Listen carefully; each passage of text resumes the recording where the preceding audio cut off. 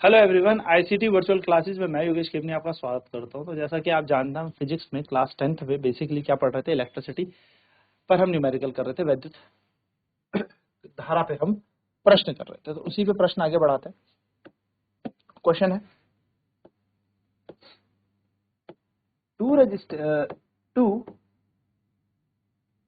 मैं कह सकता हूं 2 wires of same materials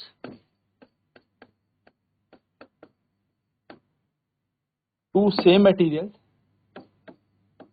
length and same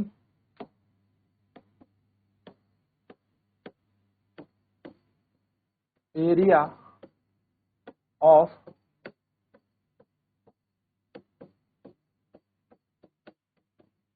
cross section. Two wire of same material, same length and same area of cross section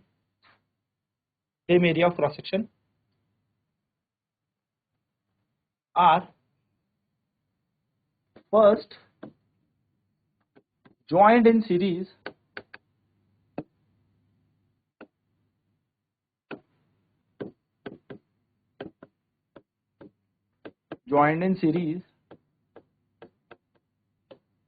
and then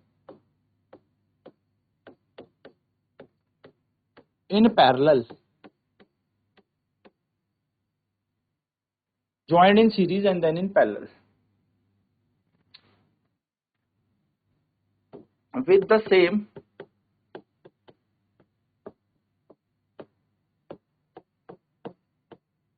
potential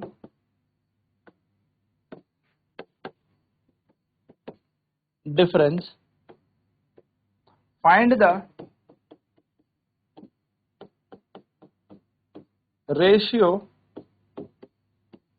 of heat generated in both. कह रहा है दो समान पदार्थ की दो तार समान पदार्थ की समान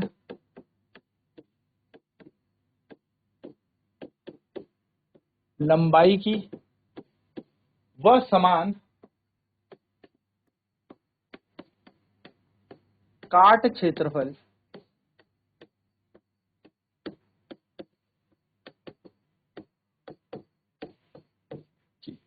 दो तार समान पदार्थ की समान लंबाई की व समान काट क्षेत्रफल की पहले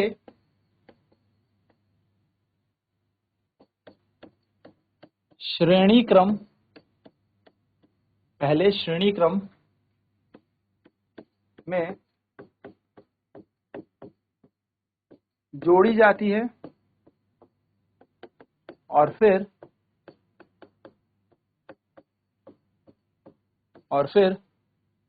समांतर क्रम में जोड़ी जाती है।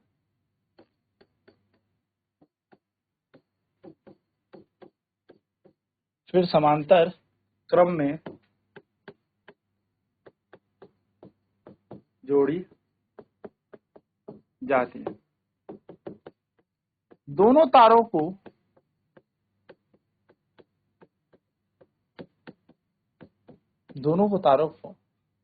समान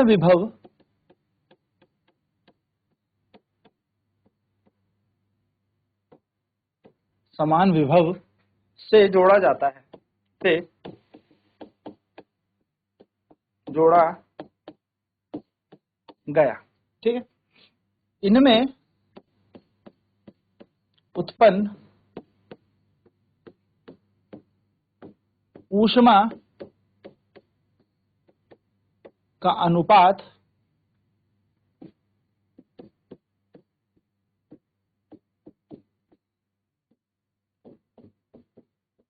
ज्ञात करें। मान लेते हैं दो तार है, तो वायर 1 तार पहली, वायर 2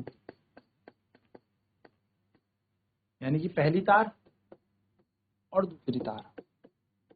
देखो पहली तार का जो है हमारे पास मटेरियल सेम है। क्वेश्चन में कह रहा है जितना पहली तार का जो पदार्थ पहली तार का है वही पदार्थ दूसरी तार का भी है। तो लेट अस से मान लिया कि मटेरियल अगर कॉपर है तो दूसरी तार भी कॉपर की होगी। मैंने माना, ठीक है, ऐसा दिया नहीं है, मटेरियल सेम दिया है, यानी कि पदार्थ इन दोनों का क्या है, समान है, तो मैं दोनों को कॉपर मान लेता हूं समझने के लिए, ठीक। यानी कि रेजिस्टिविटी सेम होगी, मटेरियल सेम तो रेजिस्टिविटी सेम। प्रतिरोधकता इस तार की कितनी होगी, तो इस तार की प्रतिरोधकता यदि रो है तो इस तार की भी प्रतिरोधकता रो होगी, क्योंकि पदार्थ समान है।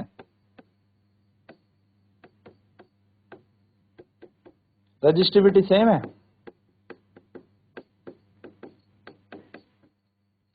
Resistivity same. अब बोला लंबाई भी समान है, अगर इसकी लेंथ L है तो दूसरे वाले की लंबाई भी L है।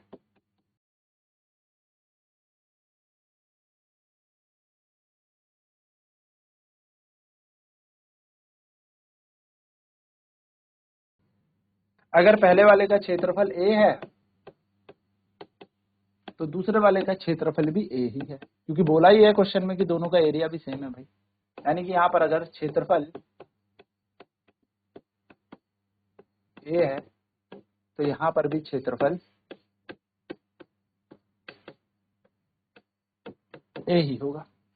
यानी कि रो बराबर आर ए अपॉन एल, तो R1 A बटा एल, तो रो बराबर क्या बन जाएगा, R2 A2 upon A upon L, क्योंकि दोनों सेम है तो सेम होगा R1 A upon L is equals to R2 A upon L. आप देखेंगे यहाँ से एल से एल कट गया ए से ए, तो दोनों का रेजिस्टेंस सेम होगा, R1 इक्वल टू R2, दोनों का प्रतिरोध बराबर होगा, है ना। तो दोनों का प्रतिरोध बराबर हो गया, तो यही हमें यहाँ पर चाहिए था कि रेजिस्टेंस ऑफ वायर 1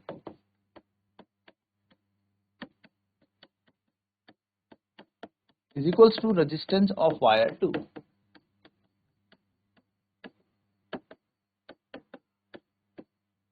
पहली तार का प्रतिरोध दूसरी तार का प्रतिरोध बराबर है, यानी कि पहली तार का प्रतिरोध बराबर दूसरी तार का, यानी कि R1 बराबर R2, और हम इसको R मान लेते हैं। क्या मान लेते हैं, R हमने मान लिया से, हमने दोनों का प्रतिरोध समान। अब क्वेश्चन के अकॉर्डिंग चलते हैं, तो अकॉर्डिंग टू क्वेश्चन,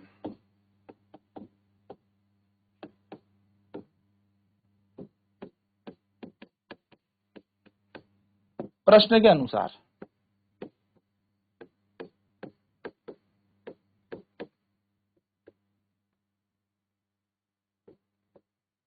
अनुसार फर्स्ट कनेक्टेड इन सीरीज, पहले ये कैसे कनेक्टेड है, सीरीज में। First they are connected in series,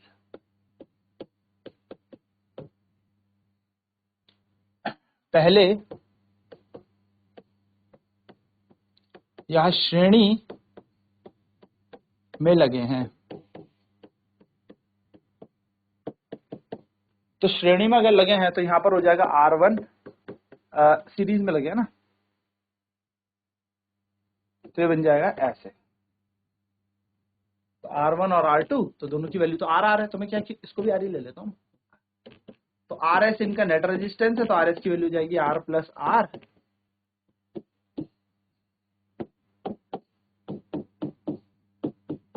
to R।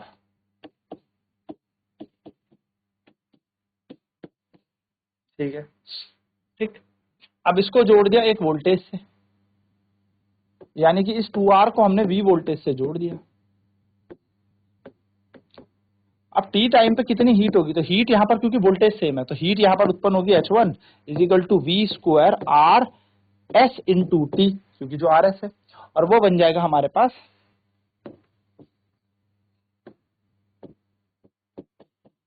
V square 2V square R into T.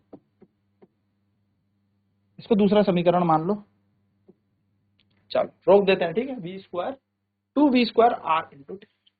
अब बात करते हैं now when connected in parallel, जब ये कैसे लगे हैं, समांतर क्रम में लगे, व्हेन कनेक्टेड इन पैरेलल,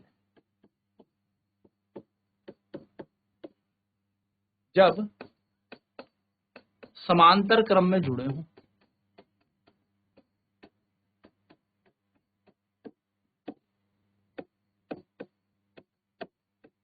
तो जब ये समांतर क्रम में जुड़ेंगे तो ये डायग्राम कुछ इस तरीके से बन जाएगा।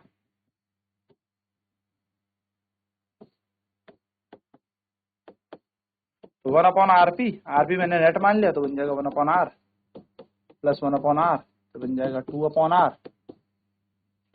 RP is equals to R/2, ठीक, RP equals to R/2।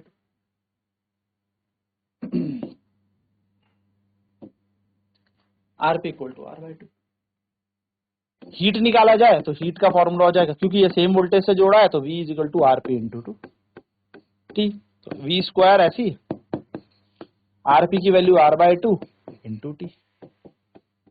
Third equation. अब यही तो पूछा है हमसे कि फर्स्ट को डिवाइड कर दो सेकंड से, यानी कि heat generated in series to the heat generated in parallel, V square 2V square R into T upon में V square into R/2 into T। V square से V स्क्वायर कट गया, T से T cut गया, R से R cut गया, ये 2 चला जाएगा ऊपर, तो H1 अपॉन H2 इज इक्वल टू कितना बन जाएगा, 2 इंटू 2/1, यानी कि H1 अपॉन H2 आ जाएगा 4:1, यानी कि H1:H2 इज इक्वल टू 4:1, यहाँ पर इसका अनुपात बन जाएगा, रेशियो, ठीक है। इस तरीके से क्वेश्चन करना है और ये आपका फाइनल आंसर है। तो heat generated in series to the heat generated in parallel का फॉर्मूला हमने सिंपल लगाया। तो दो वायर थी, समान पदार्थ की थी, समान लंबाई की, समान काट क्षेत्रफल का था। तो जब तार सेम मटेरियल की होगी, सेम एरिया होगा, सेम लेंथ होगी, यानी कि समान पदार्थ होगा, समान लंबाई होगी, समान काट क्षेत्रफल होगा, इन्हें क्या रेजिस्टेंस भी सेम होगा, ये बात ध्यान में रखना, इनका रेजिस्टेंस हमेशा समान होगा, सेम रेजिस्टेंस यहाँ पर निकलेगा। तो सेम रेजिस्टेंस अगर यहाँ पर निकला तो इसका मतलब पहले का रेजिस्टेंस भी R1 मान लो या R मान लो, दूसरे का भी R1 या R मान लो। तो मैंने कहा पहले का भी R मान लो, दूसरे का भी R, तो दोनों को सीरीज में जोड़ा, श्रेणी में जोड़ा, तो R प्लस R 2R बन जाएगा। जब दोनों को पैरेलल जोड़ा तो क्या बन जाएगा, R1/R1 प्लस 1/R2, यानी कि 2/R सॉल्व करोगे तो R/2। सेम पोटेंशियल से लगाया है तो हीट का फॉर्मूला, अब हीट के तो बहुत सारे फॉर्मूले सर, आपने V square upon R into T ही क्यों लिया, है ना। एक सेकंड, हमने शायद फॉर्मूले में थोड़ा सा गड़बड़ी लिखी है यहाँ पे, इस फॉर्मूले को थोड़ा सा सही कर लेंगे, इस फॉर्मूले को थोड़ा सा सही कर लेना। V स्क्वायर अपॉन R होता है, हाँ, V square upon R into T होता है। तो V का स्क्वायर ऐसे ही, R की जगह आ जाएगा 2R और T की जगह T आ जाएगा। इसको समीकरण पहला माना था हमने ना, और यहाँ पर भी थोड़ा फॉर्मूला यहाँ पे V square upon R into T होता है, V square upon R into T। तो यहाँ पर भी बन जाएगा हमारे पास 2V square upon R into T, क्योंकि R का आधा ऊपर चला जाएगा, तो ये पैरेलल में हो गया।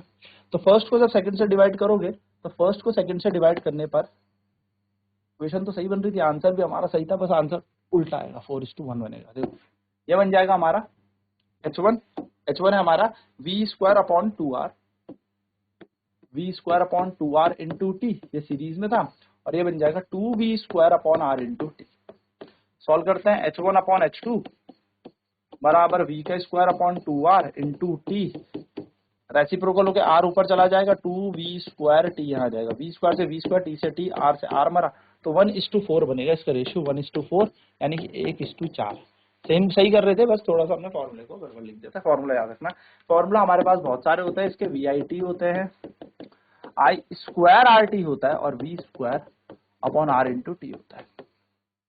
क्योंकि उसने सेम पोटेंशियल बोला तो ये होगा, सेम करंट बोलता तो हम ये यूज करते हैं, पर सेम करंट में वो यूज नहीं कर सकता था, क्योंकि अगर पैरेलल में लगाना था तो करंट तो बच ही जाता है ना दोनों प्रतिरोधकों पे। तो इस चक्कर से हमें क्या करना पड़ा, इस क्वेश्चन को ऐसे सॉल्व करना है। चलिए नोट करेंगे फटाफट से।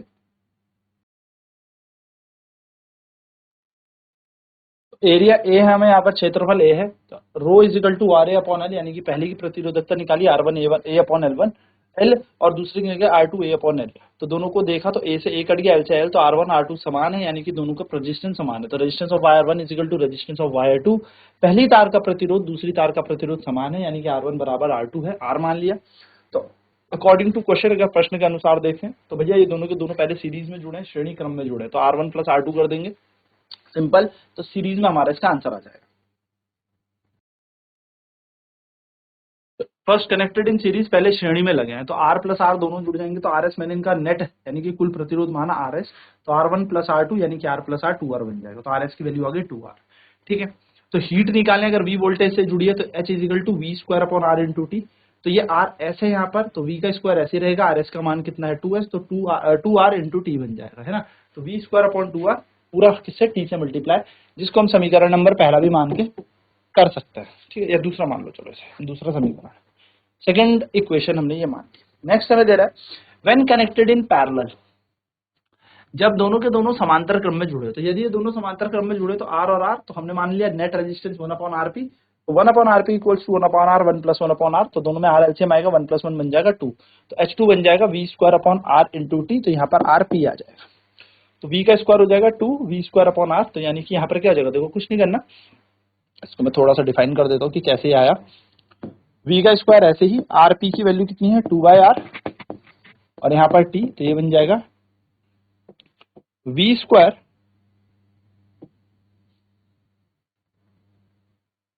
R अपॉन में 2 इंटू टी, ये हमारा बन जाएगा V square R, sorry R/2 होगा ना, हाँ R/2 होगा ये है, V स्क्वायर ऐसी, RP की वैल्यू है R/2, तो R/2 पे से 2 पर चला जाएगा, V square upon R/2 into T, जिसको हम सॉल्व करेंगे 2V square upon R into T. इसे इक्वेशन नंबर 3 मान लेते हैं, ये हमारा समीकरण नंबर 3 हो गया। तो हमने सेकंड इक्वेशन को थर्ड से डिवाइड कर दिया, तो H1 अपॉन H2 is equal to formula ratio बन के आ गया 1:2। चलिए आगे बढ़ते हैं, अगला क्वेश्चन करते हैं। क्वेश्चन है a wire of resistance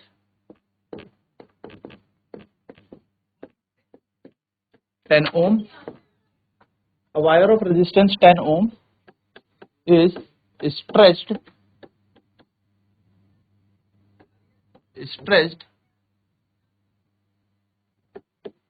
twice of its length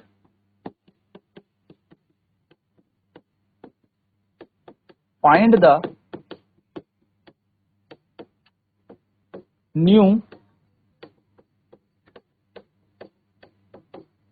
resistance। एक तार को,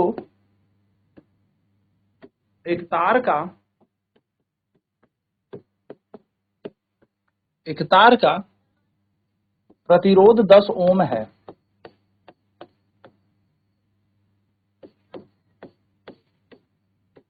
एक तार का प्रतिरोध 10 ओम है, इसे इसकी लंबाई के 10 गुना, लंबाई के 10 गुना, सॉरी 2 गुना, 2 गुना खींचा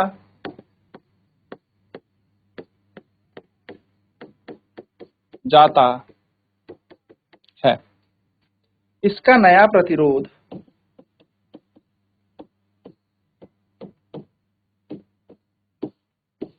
इसका नया प्रतिरोध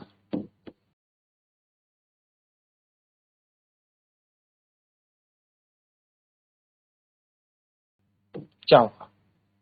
ठीक है, देखिए एक तार है, अब इस तार का प्रतिरोध हमें 10 ओम दे रखा है।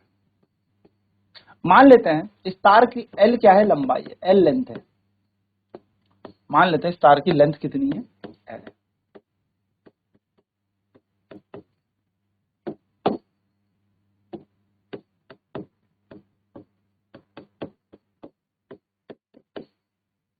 इसका एरिया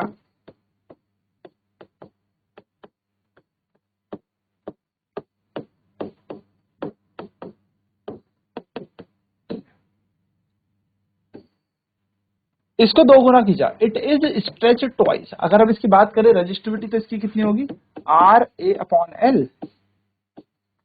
तो आर ऐसी, ए हमारा रहेगा ए, आर कितना 10 दे रखा है ना, 10, तो 10 ए बटा एल, ये इसकी प्रतिरोधकता आ गई।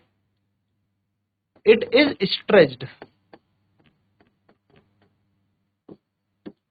Twice of its length.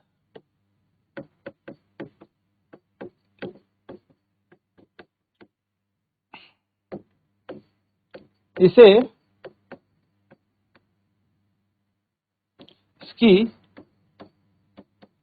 लंबाई के 2 गुना खींचा।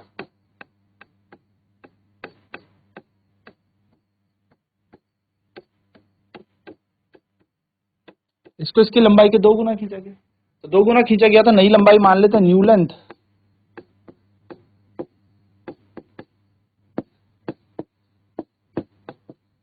नई लंबाई माना एल डैश है। अब एल डैश कितनी हो जाएगी, 2 गुना खींचा तो 2L हो जाएगी। और new area of cross section ले लेते हैं, न्यू खींचोगे तो एरिया क्या हो जाएगा, कम हो जाएगा, क्योंकि वॉल्यूम हमेशा सेम रहना चाहता है, आयतन समान रहना चाहता है। New area of cross section. तो अगर आप इसका नया काट क्षेत्रफल देखोगे, नया काट क्षेत्रफल, तो नया काट क्षेत्रफल हमारा आ जाएगा ए डैश। ए डैश हमारा न्यू क्षेत्रफल आ गया, काट जो होगा a/2 यानी कि a का आधा, है ना। न्यू रेजिस्टेंस भी इनका मान लेते हैं, न्यू रेजिस्टेंस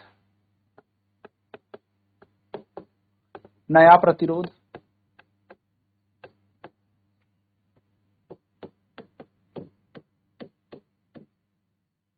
तो नया प्रतिरोध में ना आर डैश इसका मान लिया, जो कि हमें निकालना भी है। चलिए बढ़िया। अब क्या किया जाए सर, तो भैया रेजिस्टिविटी तो सेम रहेगी, खींचने के बाद रेजिस्टिविटी तो सेम रहेगी, there will be no effect on resistivity, प्रतिरोधकता पर कोई प्रभाव नहीं पड़ेगा, तो ये बन जाएगा R dash A dash upon L dash. R dash कितनी है वही हमें निकालना है, ए डैश कितना हुआ a/2 और एल डैश कितना हो गया 2L, यानी कि अगर हम देखें तो ये बन जाएगा आर डैश ए अपॉन में 4L, जो कि बन जाएगी इक्वेशन 2। तो इक्वेशन 1 को हम इक्वेशन 2 से क्या कर लेंगे, कंपेयर कर लेंगे, क्योंकि प्रतिरोधकता तो सेम है। तो 10 इंटू ए बटा एल बराबर आर डैश गुणा ए बटा 4L, एल ने एल कट गया, ए ने ए काट लिया। आर डैश की वैल्यू होगी 4 गुणा 10 40 ओम,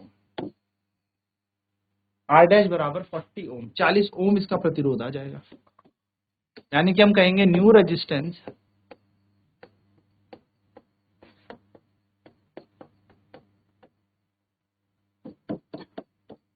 ओम हो गया।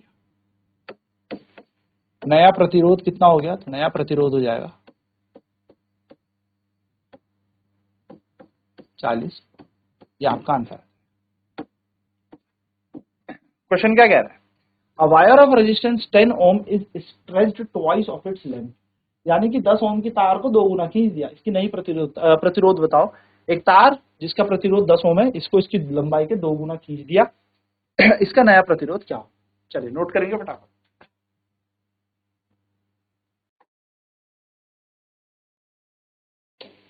तो एक तार है जिसका प्रतिरोध 10 ओम है, लंबाई हमने L मानी है, क्षेत्रफल A माना है, ठीक है। तो भैया इसकी प्रतिरोधकता होगी R A upon L, R की जगह लगाया 10, A upon L. It is stretch twice of its length, इसको इसकी लंबाई के 2 गुना खींचा गया। अब पहले लंबाई अगर 10 सेंटीमीटर में थी तो 2 गुना खींचोगे तो 20 हो जाएगी, 3 गुना खींचोगे तो 30 हो जाएगी। तो पहले L थी तो 2 गुना खींचोगे तो नई लंबाई भी तो हम कंसिडर करेंगे। तो नई लंबाई हो गई 2L, 2L इसकी न्यू लेंथ हो गई, ठीक है। तो इसकी नई लंबाई अगर 2L हो गई तो new area of cross section, यानी कि नया काट क्षेत्रफल, तो नया काट क्षेत्रफल हमने ए डैश मान लिया। अब ए डैश जो है वो a अपॉन 2 होता है। क्यों होता है, क्योंकि लंबाई अगर 2 गुना खींचोगे तो लंबाई 2 गुना खींचने पर तार थोड़ी पतली होने लगेगी, इसका क्षेत्रफल यानी कि एरिया घटने लगेगा। अब सर ये आधा ही क्यों हुआ, क्योंकि आयतन हमेशा कहता है कि मैं हमेशा बराबर रहूंगा, वॉल्यूम हमेशा क्या चलेगा, कांस्टेंट चलने की कोशिश करेगा। तो लंबाई बढ़ेगी तो क्षेत्रफल को कम होना पड़ेगा, जिससे कि क्या हो, वो उस वॉल्यूम को मैनेज कर ले, मेंटेन कर ले।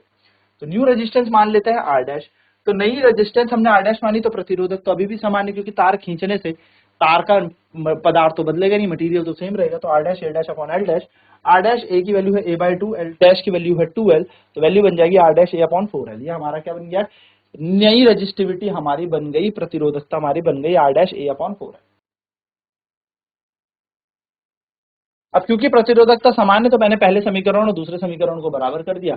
10A upon L is equal to R dash A upon 4L। L से एल कैंसिल, A से A कैंसिल, R डैश की जगह R डैश, 4 गुणा 10 होता है 40, यानी कि नया प्रतिरोध आ जाएगा 40 ओम। यानी कि 2 गुना जब 10 ओम की तार को आपने खींचा, 2 गुना उसकी लंबाई खी, तो प्रतिरोध कितना हो गया, 40 ओम का हो गया, यानी कि नया रेजिस्टेंस आपका 40 ओम हो गया। तो ये जनरली छोटी छोटी बात है, आपको ध्यान में रखनी है। नेक्स्ट क्लास में बात करेंगे इसके और प्रश्न की।